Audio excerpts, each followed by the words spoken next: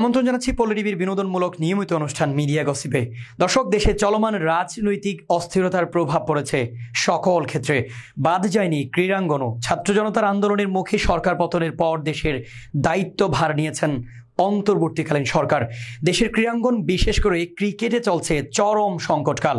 Bangladesh premier league BPL নিয়েও তৈরি হয়েছে নতুন অনিশ্চয়তা। তবে এর মধ্যেই নতুন খবর, বিপিএল এ দল কিনেছেন বাংলা চলচ্চিত্রের জনপ্রিয় নায়ক শাকিব খানের মালিকানাধীন রিমার্ক হারলেন।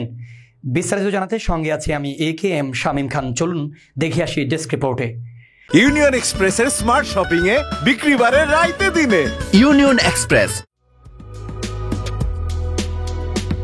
বিপিএল এর গেল আসর থেকেই শোনা যাচ্ছিল এবারের আয়োজনে নাম সরিয়ে নিতে পারে বেশ কয়েকটি ফ্র্যাঞ্চাইজি। সেই তালিকায় সবার উপরেই ছিল 4 বারের চ্যাম্পিয়ন কুমিল্লা ভিক্টোরিয়ান্স। 2024 বিপিএল এর শুরুতেই দলটির কর্ণধার নাফিসা কামাল আয়ের ভাগ দাবিতে আসর শুরুর আগেই আর দল না রাখার হুঙ্কার দিয়েছিলেন বাংলাদেশ ক্রিকেট বোর্ড BCBকে। সরকার পতনের পর দেশের বদলে যাওয়া প্রেক্ষাপটে যে বদল আসতে যাচ্ছে ক্রিকেট বোর্ডেও, সেটা অনেকটাই দৃশ্যমান।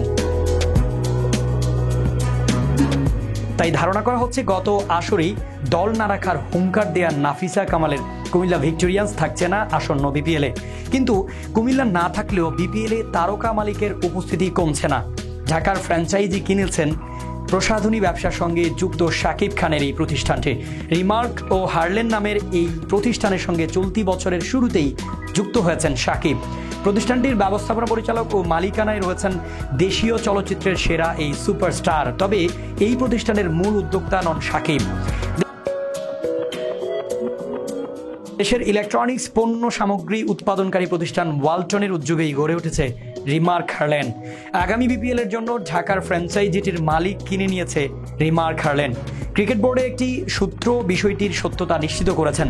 ইতিমধ্যে সাইনিং মানি সহ দল কেনার প্রাতিষ্ঠানিক প্রক্রিয়া সম্পন্ন করেছে উভয় পক্ষ। সর্বশেষ বিপিএলে ঢাকার মালিক ছিল নিউটেক্স গ্রুপের কাছে। দলের নাম তখন ছিল দুর্দান্ত ঢাকা, যদিও তার আগের বিপিএলে দলটির মালিকানা ছিল রূপা গ্রুপের কাছে। রূপা গ্রুপের অধীনে তখন দলের নাম ছিল ঢাকা ডমিনেটর্স। এবারও অব্যাহত থাকছে নাম বদলের সেই পুরনো সংস্কৃতি, এমনটাই জানিয়েছেন সংশ্লিষ্ট প্রতিষ্ঠানটি।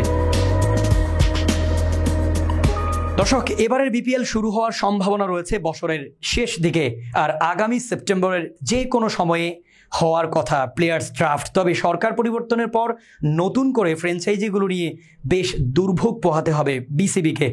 আজ এই পর্যন্তই। পরবর্তী পর্বে হাজির হওয়ার প্রত্যাশা নিয়ে আজকের মতো বিদায় নিচ্ছি। আল্লাহ হাফেজ।